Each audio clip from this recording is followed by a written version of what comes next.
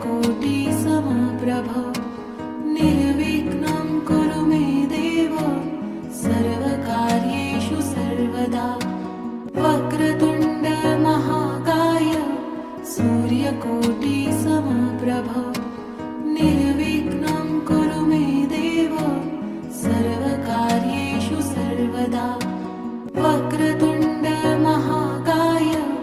सूर्यकोटि समप्रभ निर्विघ्नं कुरु मे देव सर्वकार्येषु सर्वदा वक्रतुण्ड महाकाय सूर्यकोटि समप्रभ